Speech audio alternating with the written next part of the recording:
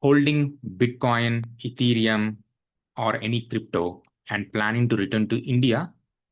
If so, what changes from legally, practically, and tax-wise? Should you sell them, disclose them, or hold them? Let's walk through this step by step in this video. We will also talk through what changed in the tax budget 2025 related to crypto. Stay tuned till the end of the video as we talk about common mistakes that returnees make, as well as my recommendations on what you should do when you have cryptos. Let's dive in. Crypto trading, buying, selling, and holding is legal in India in 2025. However, crypto is not considered a legal tender, which means you can't make payments with crypto for goods and services. You can invest and trade as a speculative investment.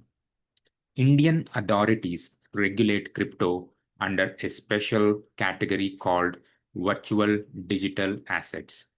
Now let's talk about some activities that are allowed. One can invest, trade cryptos on domestic as well as international registered platforms. You can invest and trade for capital gains. What are the activities that are not allowed? You can't use crypto as a payment for goods or services.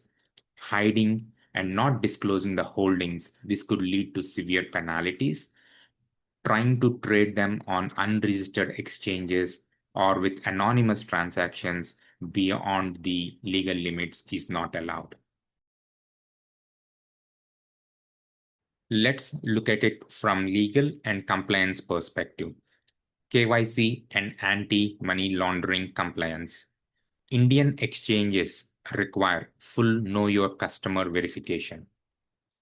Ensure your holdings and transactions are properly recorded. Second, no RBI approval. Cryptos are not regulated by Reserve Bank of India. It sits outside the formal banking sector. And finally, Financial Intelligence Unit enforces anti-money laundering norms.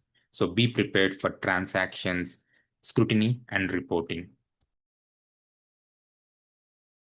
Let's understand the tax implications. Gains from selling or swapping cryptocurrencies are taxed at 30% flat. It's 30% flat. So keep that in mind.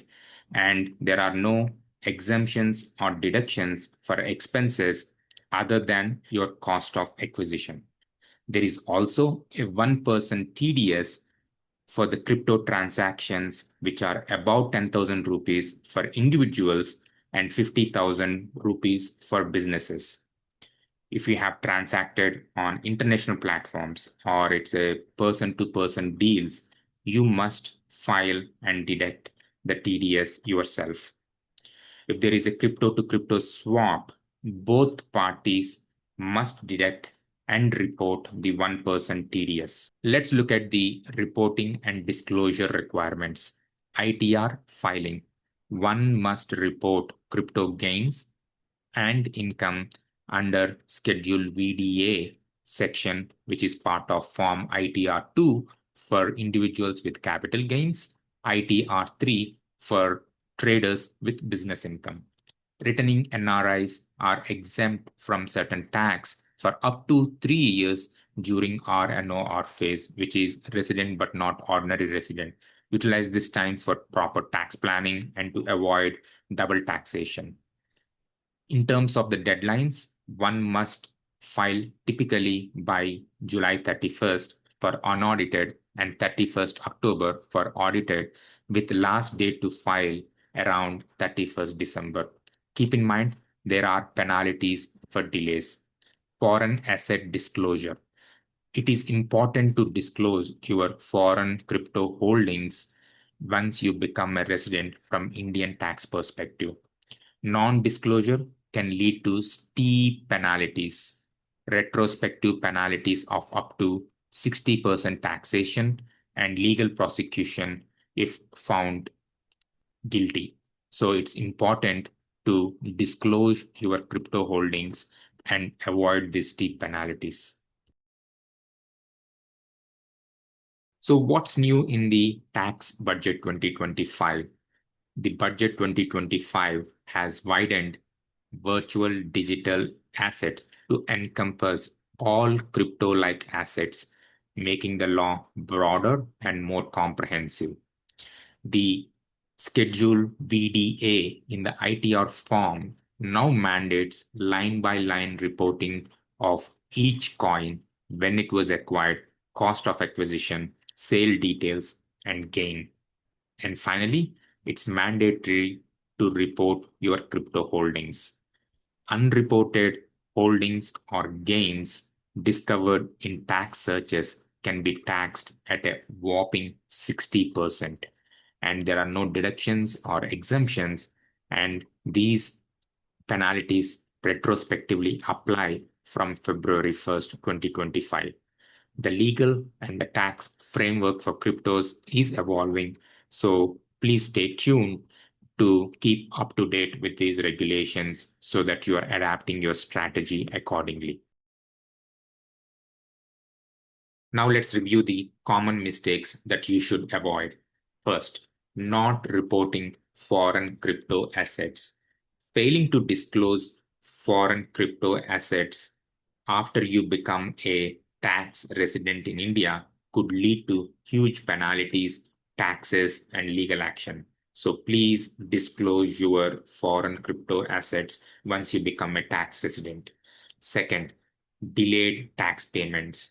Withholding or misreporting the tax can result in interest, penalties, and audit. Third, using non-compliant exchange platforms. Using unregistered or foreign platforms without proper registration can cause legal hurdles and tax compliance issues. Fourth, forgetting to report and withhold the 1% TDS when required. For crypto to crypto swapping, P2P sales, this may cause tax mismatches at the year end. And finally, crypto is not a legal tender for everyday purchases, but holding and trading is completely legal in India. Here are my recommendations or tips on how you should handle your crypto assets.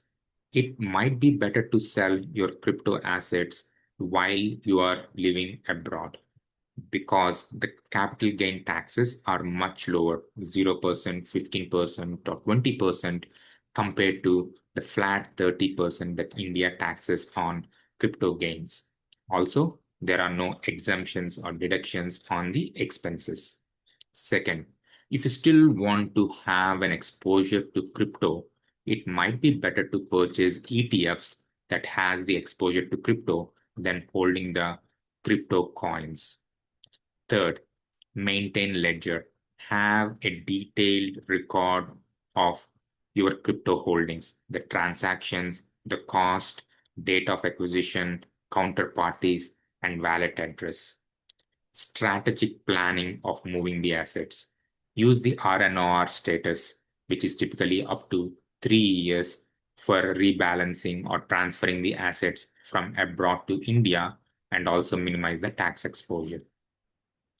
From a tax compliance and a reporting perspective, if you want to hold the cryptos, it's better to use the local or a domestic Indian registered crypto exchange because that would help in reporting tax deduction and it makes the life easier.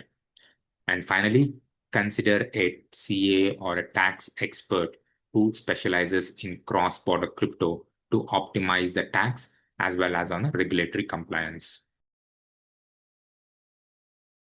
Managing crypto when moving back to India requires planning, precise disclosures via Schedule VDA, awareness of high penalties, and smart tax planning, especially given the budget 2025 changes. If you have liked the video, please hit like and share it with others who might benefit from the content, and subscribe for more such content, and Looking forward to see you in the next video.